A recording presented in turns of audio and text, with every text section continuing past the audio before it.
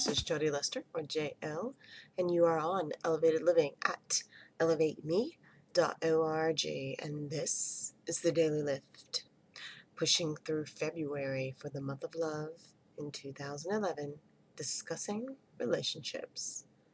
Today's topic, pushing the envelope.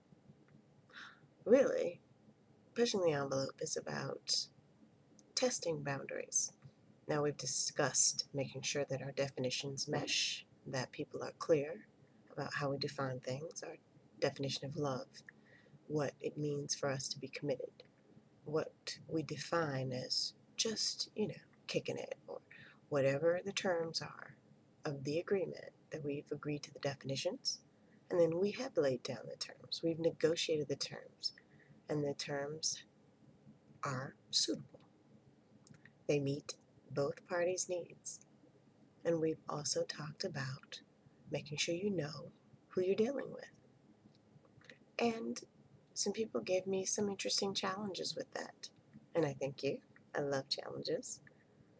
So I'm going to say this. When I was younger and much more naive and stupid, I thought it was great to have a nice, peaceful relationship where there was no arguments, no conflict, that everyone could sit down at the table and discuss things civilized, like adults, that we'd keep our composure and there was no yelling and we sorted things out logically. I thought that's how things should be. And sometimes they were, and they worked out great. But what happens when you live in this la-la land of make-believe, where nobody gets angry and emotions don't flare up, you learn a few things. You learn that A, no conflict means no passion. And well, passion is necessary for bringing out sometimes our worst, but also our best. And when we push the envelope, when we do a little boundaries testing, but respectfully, and there's a way to do it respectfully without hurting or harming, but when we bring up those hard conversations and we press issues to test integrity and honesty, when we push the envelope, we get to see authentically how people respond. It's nice to be in the dreamland and think that you can go through a relationship peacefully and never have a conflict and never have a disagreement that has some heat to it, that has some emotion. But it should, because that teaches you just how passionate a person is about you. It also teaches you how passionate you are about them.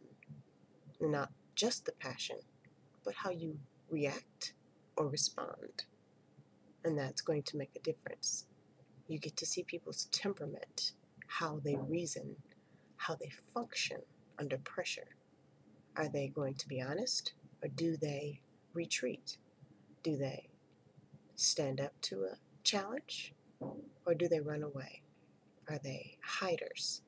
Are they people who like to change the subject? When we push the envelope, we get assessment information, or we get tools to help us discern whether people's behavior is aligned with their values, because you get to see them operate under pressure. It's okay, because you'll be under pressure when people push the envelope with you.